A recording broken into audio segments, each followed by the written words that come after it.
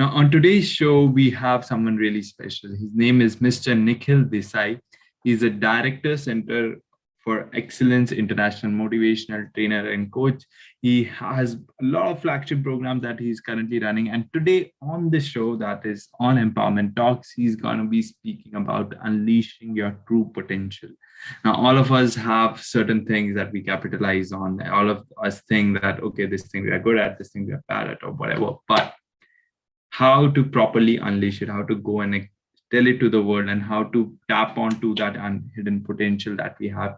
We all be discussing today on today's show. So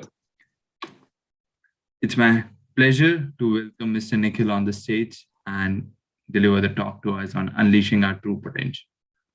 Over to you, Mr. Nikhil. Very, very good evening to all of you, my dear friends. It's a pleasure to be here today. And let me just check if I can, my screen is visible to all of you now. And please, I would like a little confirmation on that. Is that good? Yes. All right. Fantastic. So we are here, just in the times when we really have to unleash our true potential more than ever before, because the pandemic has changed a lot of things for a lot of us. So some of the things that did work in the past may not work now, but there will be some essential fundamental factors which remain eternal. And I'd like to talk on some of those factors, because that's going to be the biggest difference in whether you lead what is called an ordinary life or you lead an extraordinary life by unleashing your true potential. Because most of us are like icebergs. 90% of an iceberg is not visible. And the same goes with our potential. 80 to 90% of our potential remains unutilized, submerged, and we are not even aware of it. So that's very important, my friends, to make sure that we do whatever we can to unleash this potential. Today's session is going to help unleash some of those ideas that will make that happen. I always believe that an idea can change your life. And therefore, I love what Henry Ford had said, anyone who stops learning is old, whether at 20 or 80. Anyone who keeps learning stays young. The greatest thing in life is to keep your mind young. And I'm happy that all of you present here today are there on a Saturday evening to keep your mind young, to be like a sponge, that you're ready to receive things from the world, from people like me, make what is useful part of your life, and delete or erase what is not useful. I always say the learners live in the world of tomorrow. The learned live in the world of yesterday. The minute we think that we know everything, we are in the dead world of yesterday.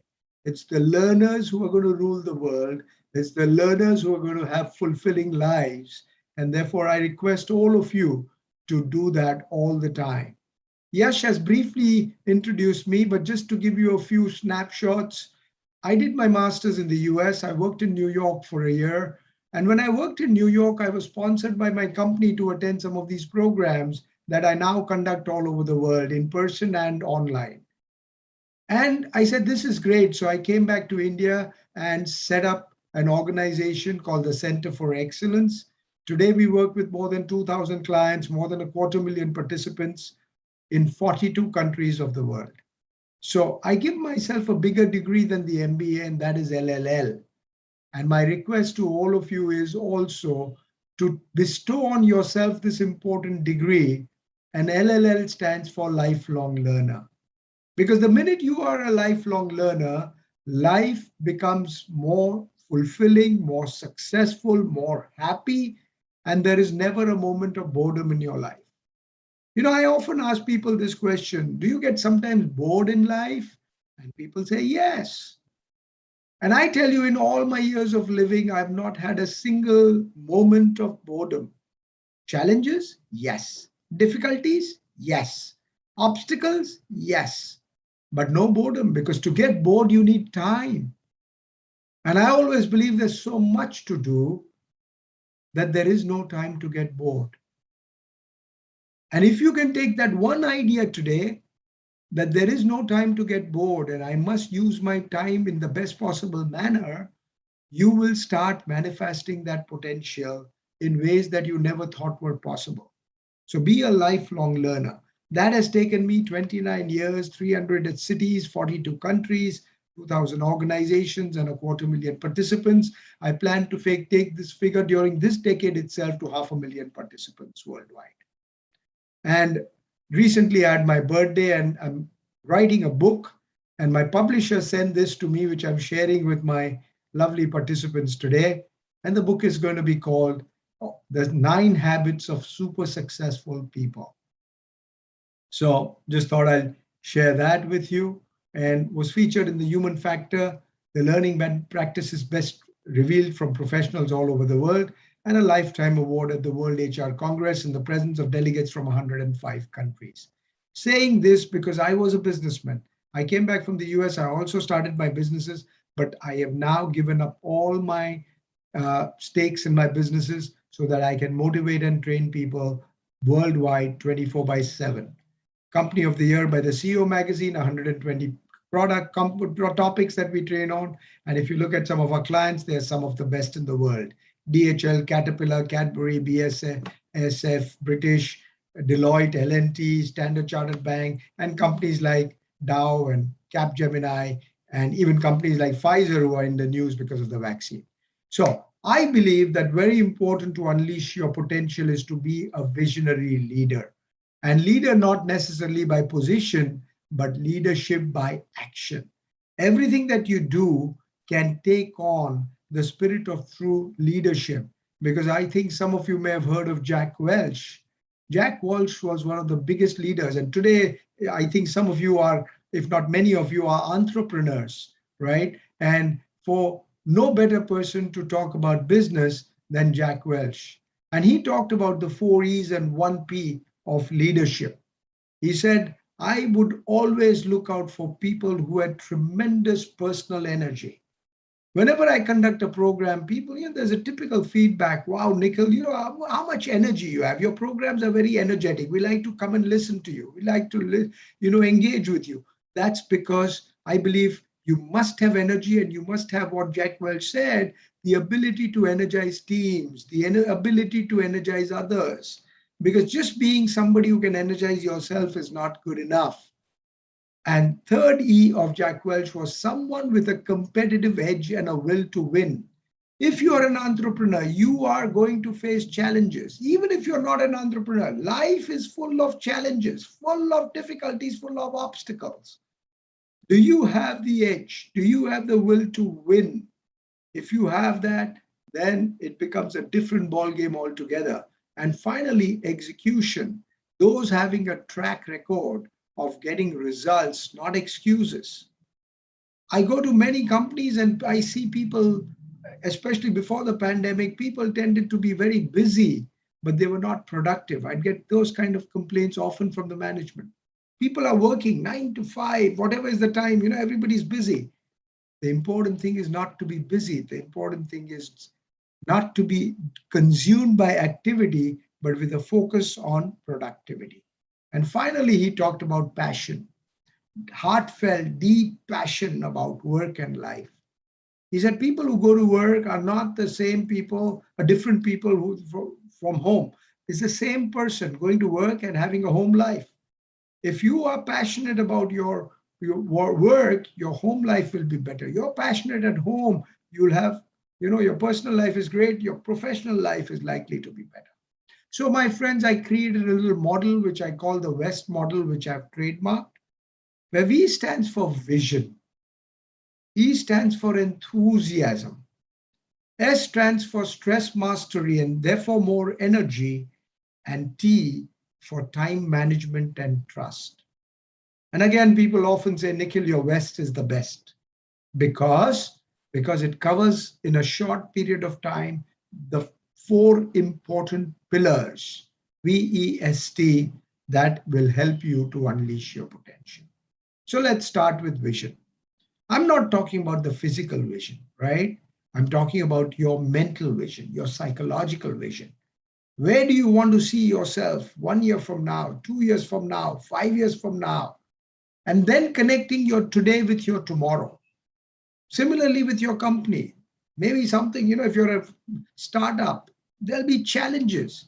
A lot of startups take 1,000 days, they say, like almost 3 years before they start really making a lot of profits. Are you ready to look beyond those 3 years so that you can see the golden period rather than all the obstacles that will come in the way? Let me give you an example of a non visionary. This telephone has too many shortcomings to be seriously considered a means of communication. This device is inherently of no value to us.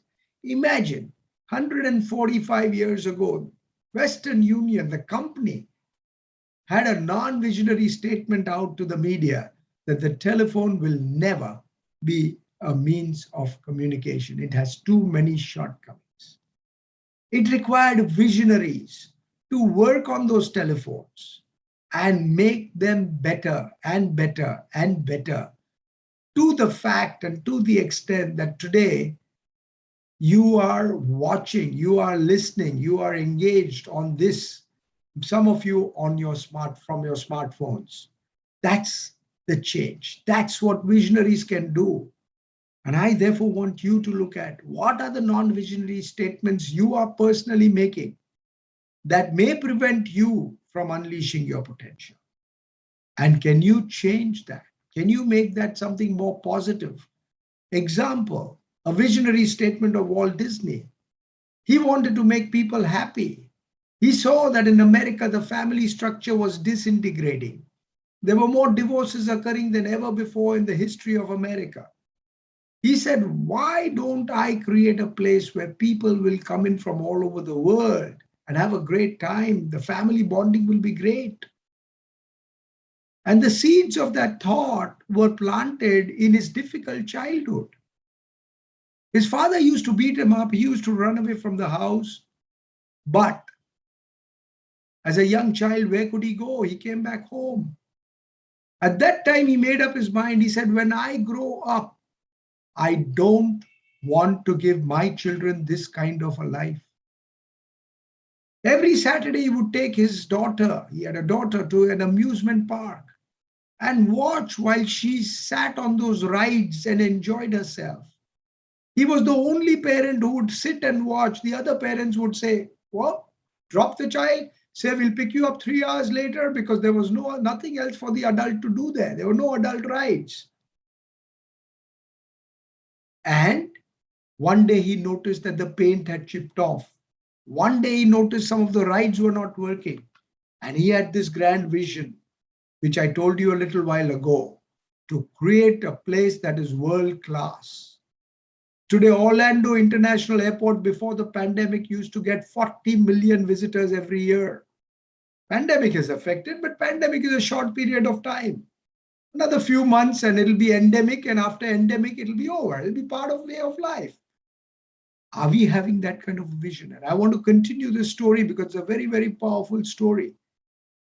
Walt Disney, after the success of his first park, went and started working with his team on the second park. But before the second park was ready, he passed away. The team of senior dedicated Walt Disney Corporation team made that second park a reality. And on inauguration day, called Mrs. Disney and said, Mrs. Disney, I wish Walt was here. One of the senior people said to her, to see this grand park. And I think Mrs. Disney gave an awesome reply. She said, Walt already saw it. He saw it in his mind's eye. And that is why this second park has become also real. There's a lesson for all of us, my friends. Everything in our life is created twice. First, there's a mental creation, and then we have a physical creation. Nothing gets created physically unless mentally we have clarity of what we want to do. And I hope all of us can today take that lesson and create something that's more powerful because our life is something that's immensely, immensely powerful. We all can do more. I would like you to say this to yourself right now. We, or you can say I can do more. I can reach new horizons. I can achieve greater heights. If you're in a team, you can say this as a team. If you're part of a company, you can do it with your colleagues. We can do more. Many of you are from the GCC countries. I did a program in Muscat. The program name was How to Do More. And that whole concept was about doing more with the same resources, but just a different mindset that we all have the ability to do much more. So I would like to ask all of you, my friends, to write or think in 2021, the next couple of months of this year, what is it that you will stop doing? What is it that you will start doing? What is it that you will continue doing? And what is it that you'll complete by 31st December 2021? Two S's and two C's. I'd like you to make these a part of your life. I'd like you to review this on a regular basis because that's going to make a huge difference. And once a month, once a quarter, you and your team can keep on checking. What should we stop that's not working? What should we start that we are not doing so far? What should we continue that is working well? And by what deadlines we want to set for various projects of ours. The E stands for enthusiasm. Enthusiasm comes from the Greek word entheos. Entheos is full of life, full of energy, full of vitality. I always believe the greatest bankrupt in the world is not a person who doesn't have money. The greatest bankrupt in the world is a person who doesn't have enthusiasm for this beautiful gift of life. Life is a gift, my friends. The Almighty, Allah, God, Ishwar, whatever language, whatever religion, that we have been bestowed by that gift. What we do with our life is our gift to that Almighty. What do we want to do? Give an ordinary gift, or do we want to give a lovely gift? By making a difference. Many people ask me, what is the purpose of life? I always say the purpose of life is to live a life of purpose. Identify your purpose, work on that purpose, and make that purpose that will make such a big difference to the world. That you were born for a reason. You were not born just to exist, to eat and sleep and drink and go to sleep. That's not the purpose of life. That's maintenance. The body has to be maintained. That's fine. But we eat to live or live to eat. It really is eat to live. We don't live to eat. So we have to keep thinking of various things if you want to have a super fulfilling life. I've created an acronym which is LIFE. L is living, I in, F fulfillment, and enjoyment. Fulfillment in any professional work that we do, and enjoyment in our personal lives. If we can focus and balance on these two aspects, we can have amazing life. So our enthusiasm determines our attitude. When your enthusiasm is high, then attitude is positive. Attitude to me is more important than facts. It is more important than the past, than education, than money, than circumstances, than failures, than success, than what other people think, say, or do. It will make or break a company or a home. The remarkable thing is we have a choice every day regarding the attitude we can embrace for that day. Yesterday could have been the most difficult day of your life. When you get up in the morning, you have a choice, my friends. You can say, "Good morning, God," or you can say, "Oh, God, it's morning." Almost the same words, but little change in the order of those words, and it makes a difference in your day. And the days lived well make a difference to your weeks, and the weeks lived well to your months, and the months to your years, and the years make your life. But we need to make sure that we live this moment to moment, because that's the way we live life, every moment. We die to the previous moment so that we can live fully the present moment. And that is why it is now. If you look at the present moment is now. And when you reverse now, you get one. You win in life, my friends, if you live in the present tense. But I'm sure many of you will agree that instead of living in the present tense, we sometimes live tense in the present. And that's where the leakages of our potential start occurring. Let me give you an example. Thomas Alva Edison. He was 67 years old when his entire manufacturing facility in Edison, New Jersey, research facility, caught a big fire. Everything was burnt. And he, yeah, somebody, background noise, please manage it. I'll appreciate it so that nobody gets disturbed. Yeah, just be on mute. I'll do it. Yeah, please, please, please. So when when that fire happened, the media came and said, Mr. Edison, you must be very sad. All the work of all your life is burned to ashes. And you know what Mr. Edison replied? He said, no, no, no, no, no. Now all my mistakes are burned to ashes. I will do more in the next 33 years of my life than what I've done in the first 67. He had a goal to live 100. Now, nobody has, say on how long you live, but if you have an intention to live a long and healthy life, the chances are you'll live a longer and healthier life. He lived till 84, but even in the last year of his life, he had a new patent to his name. Even at age 84, he had a new patent. In fact, he holds the record of the highest number of patents in the history of mankind to one person. And that I believe is 1,084 patents. So that's what is attitude. Attitude determines your altitude. I'm reminded of the story of a Black American boy. And that Black American boy had gone with his father to a fair. And when he went to the fair, he saw a balloon man sending some balloons.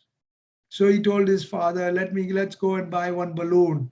They came closer to the balloon man, and the balloon man just released a white balloon. It went quite high in the air. Tied on his stall was a black balloon. And the Black American boy asked that man, if you release this black balloon, will it go as high as the white balloon? I'm sure you understand where this question is coming from. Black Americans sometimes did not have the opportunities that white Americans had, even in today's time sometimes. And that was the thought that came to his mind. And I thought the reply that the balloon man gave was awesome. He said, it is not the color of the balloon that determines how high it will go. It is the gas inside that balloon. And my friends, the gas inside our balloon as human beings is our attitude. If that is good, we can go high in life. Yeah, philosopher was once asked, what is the size of the sky? And he turned, reflected the question back to the audience and said, you tell me what is the size of the sky. Different people gave different answers. Some said the size of the sky is infinite. Some said the size of the sky is unlimited. Some said it is too huge to measure. And then, in turn, the philosopher said, the size of the sky depends on the size of your window through which you're looking at the sky. If you are in a room that is all closed, you can't see the sky, even in daytime. When you step near your window, you see some portion of the sky. You go to the terrace of your building, you see a larger sky. You go to the aircraft at 35,000 feet, you see a bigger portion of the sky. What is the size of the window that you have created for your life, my friends, to unleash your true potential? That's something that you should decide. I'm convinced that life is 10% what happens to me and 90% how I react to it. And so it is with you. We are in charge of our attitudes. The beautiful quote of Charles Swindoll, and like you, to repeat what I just said, we are in charge of our attitude. Say it once in your own mind.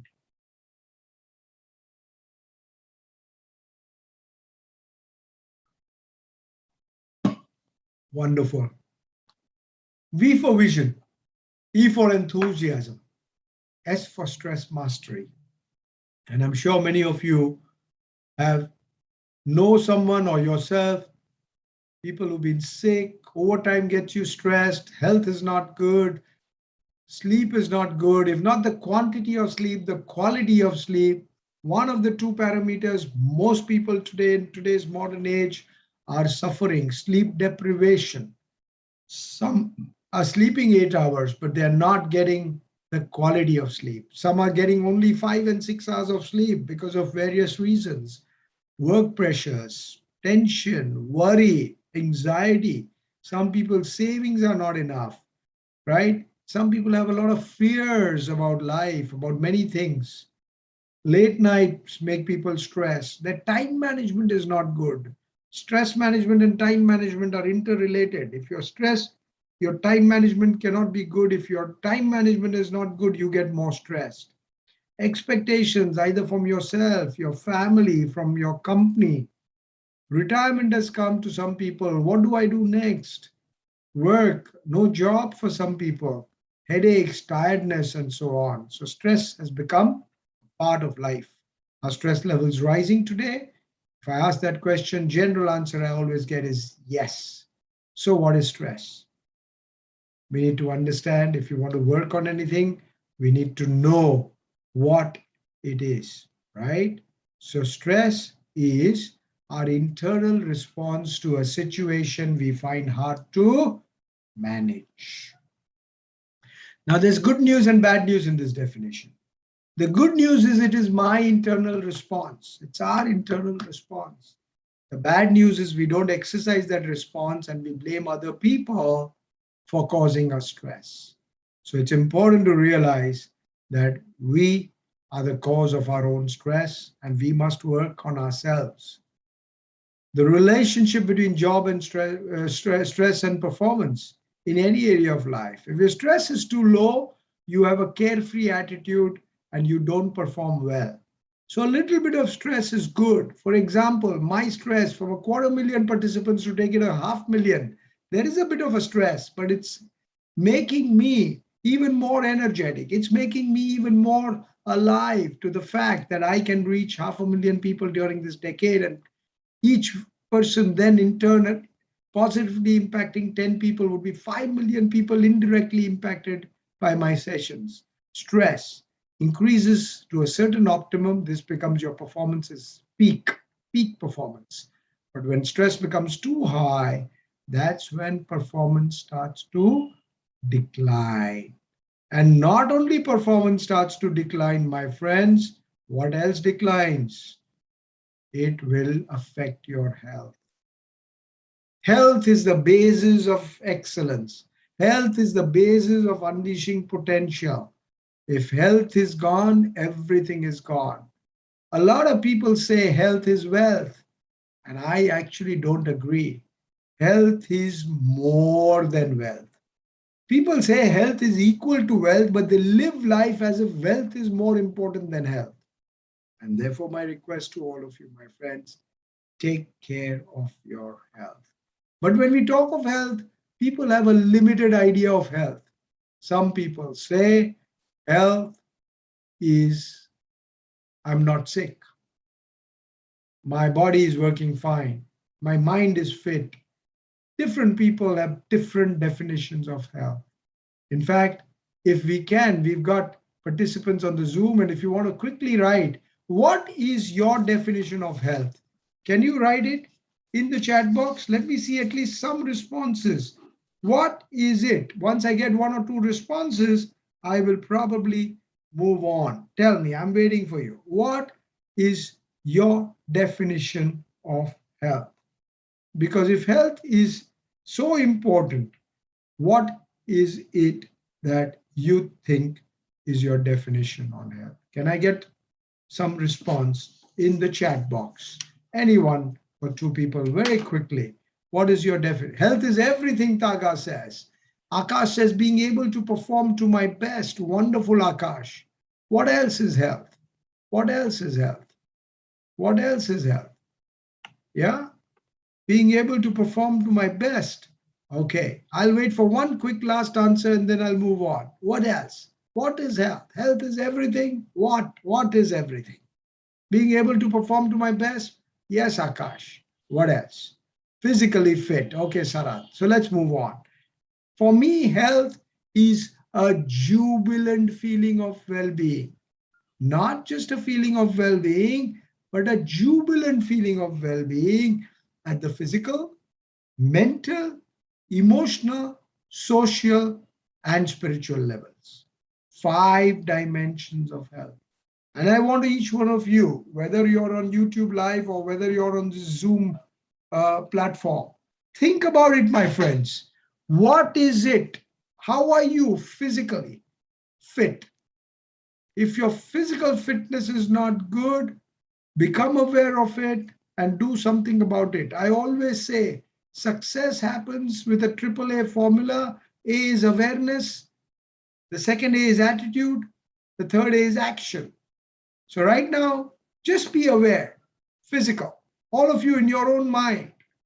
Physical fitness, if you need to improve, make a note of P in your, if you're writing somewhere or even in your mobile phone, P is for physical. M is mental. If your attention span is not as good as you'd like it to be, you get distracted often, your mental focus is not good, then that is where you need to work on mental focus. The sun's rays fall on a piece of paper, nothing happens to the piece of paper. But the minute you put a magnifying glass over the paper, it burns a hole in the paper. Why? Because the energies of the sun got focused. Similarly, when your energies, mental energies are focused, you get amazing results. E is emotional. Some people get emotionally upset very fast. Earlier, IQ used to be everything. Today, EQ is important, emotional quotient, right? So, negative emotions like unnecessary anger, hatred, jealousy, we need to manage it in a better way. And S is social. If you have even one person in your life who really disturbs you physically, mentally, your social health is not good.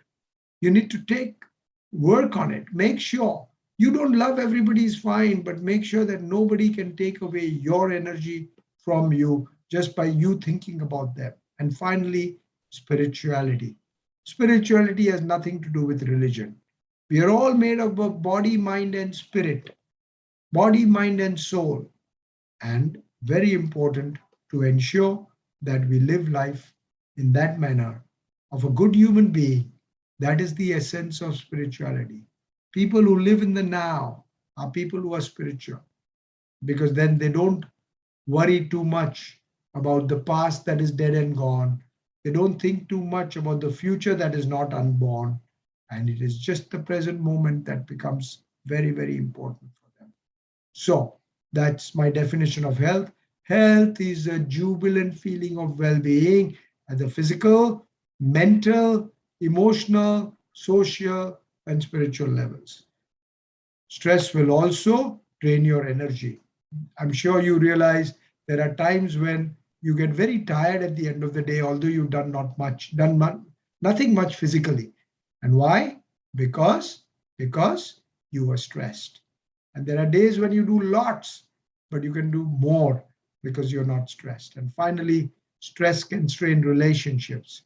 As I said, more divorces occur than ever before, either because of the stress levels of one or both of the partners. We need to manage it. Too much at stake, and therefore managing stress is important. And laughter is a great way to manage stress. I run another program which is called Achieving Excellence Through Stress Management. I've trained even the US Coast Guard on that topic. I fly by helicopter to oil rigs, in the oceans. I'm HUET certified, which is helicopter underwater egress training. How do you save yourself if you were capsized in a helicopter in an ocean, and so on. So the point I'm trying to make is there are many things that we do, but in the interest of time today, I'd like to share with you one tip: laughter. We all have heard that laughter is the best medicine. We've heard that. But some people don't laugh. Forget laugh. Some people don't even smile enough. Laughter produces endorphins in our body. Endorphins are mood elevators and natural painkillers. And therefore, it is very important to laugh daily. I make sure I get my 2 doses of laughter every day, morning and evening.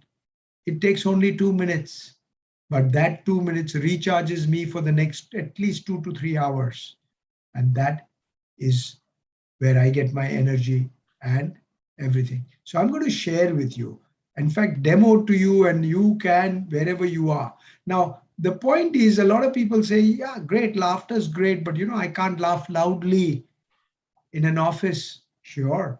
I can't laugh loudly at home. My mother, father, in laws, my husband, wife, children, neighbors have a problem. So that's why I have created one laughter for you, my friends, which is called silent laughter, where you can laugh when nobody, even in your house, will know if you think that they have a problem. You go into a room called the bathroom, and every morning when you have a shower, you can also shower yourself with the energy of laughter every morning, just looking at the mirror in the bathroom and doing a silent laughter, which I will demo to you right now. I will do one demo, and after that, those of you who wish to, I'd be happy to, if you can experience the power of this, we will do it 5 times together. Okay, so first is my demo, and the demo starts now. Look at what I'm doing. You don't do it, you just demo it. It's one. My hands will move from left to right a few times. My stomach will go in as I'm laughing, and my face will be gushed with blood because I'm laughing.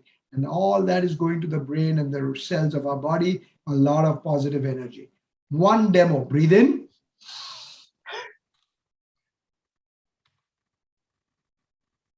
That's round one, my friends. Now, those of you who'd like to join in, right, even with your videos on, this is a great time to do it.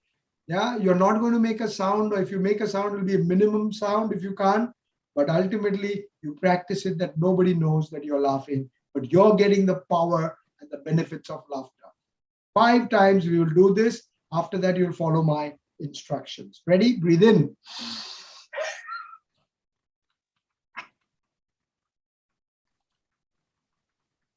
That's one.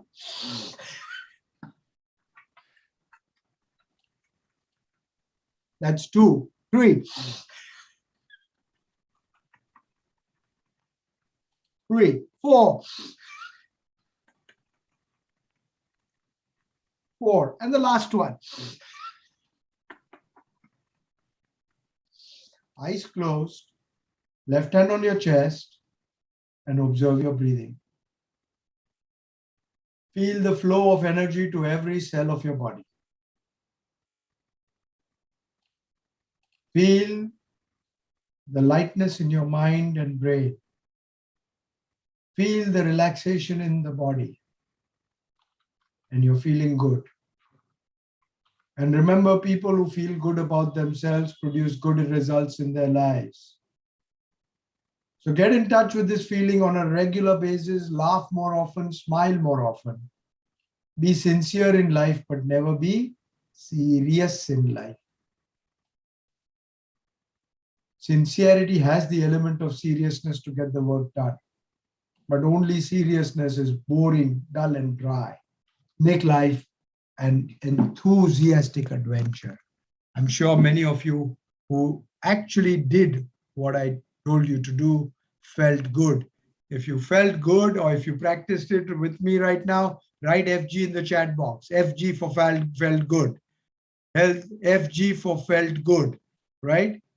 Some of you on YouTube Live may not be able to write in the chat box, but that's good. Anybody on the Zoom, Abasi and others? Yeah, Sarat Saud, you did it, right? Wonderful, great. Double FG, Taka says. Awesome, great, I'm so happy. Anyone else? Anybody else? FG, did you feel good? And if you feel good, very good, Aishi.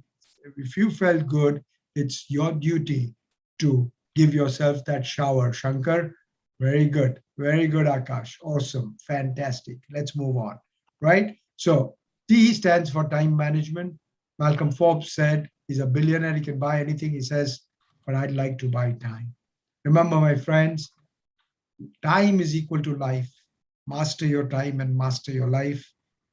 Waste your time and waste your life. Use the time resource very well. And finally, trust. Trust in yourself, self-confidence. Trust in your team, wherever you're working as an entrepreneur or in a corporate. I always believe together everyone achieves. And we know that the old acronym is together everyone achieves more. But I say together everyone achieves miracles. That's the power of teamwork. You can have more inspiring high performance. We started with a Henry Ford quote. Let me end with one. Coming together is a beginning, keeping together is progress, and working together is success. I wish all of you, my friends, all the best.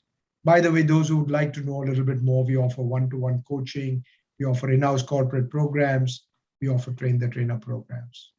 This is, if you need to get in touch with me on WhatsApp or email, that is it. If you have queries, I'm going to take those queries for you. But I was told to speak for about 40 minutes, and that's exactly 40 minutes that I have utilized. A few seconds left.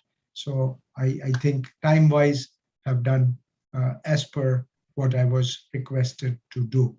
I wish all of you all the very best. May God bless you and keep you in the palm of his hands always. May you be very successful, and not only successful, may you also be very, very happy in everything that you do. May God bless you all. It was great being here. Over to Yash.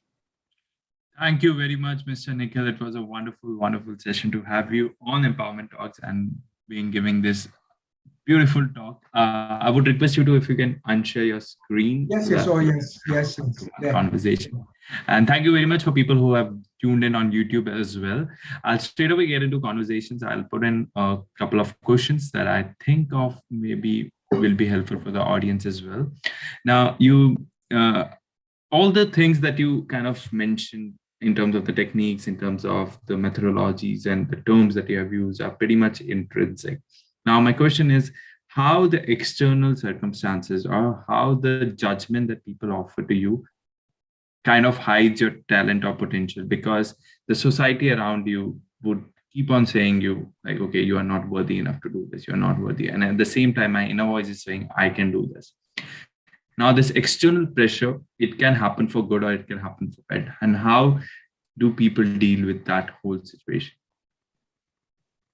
Yes, it's a very good question. Now, I always believe if it's going to be, it's first up to me, right? So I need to make sure that I have so much confidence. That's the trust in yourself that I talked about, that when I get these kind of external, feedback, which that I'm not good enough, we are able to wear a vest protecting us from those kind of feedbacks that is not helping us, which is hindering us, which is creating an obstacle for us. Unless you deeply believe in yourself, you will not be able to make that life possible for you that you are capable of. So it starts with self-belief. It is the foundation of everything that you do. Let me quickly give you a story. There were two boys, young boys, and they were born in a family where the father was a drunkard, right? Now what happened? One boy followed his father's footsteps and also become a drunkard in his life. He said, and then when people used to ask him, he used to say, what can I do? I picked it up for my father, this habit, and I have no control. It's in my genes. It's all there.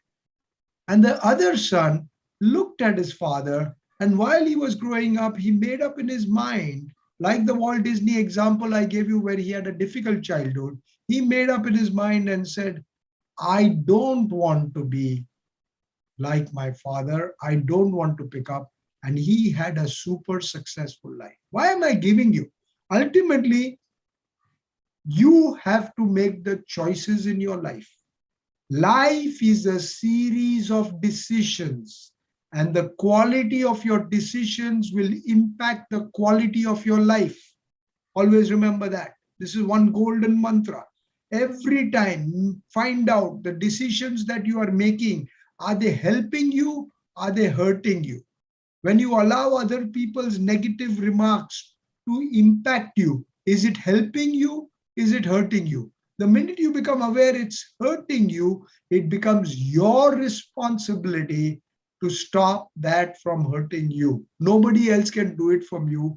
We have to become stronger in our mind and in our attitudes. I hope, Yash, that answers your question. Yeah, that pretty much does. Now, coming to the same point of, and I pretty much get a lot of this thing, the question that comes into mind again and again. Now you would have read about this, that okay, you should keep on knocking the door. Like, when do you realize that this door is not for you? I'm or like you can't judge the fish by the ability to climb a tree.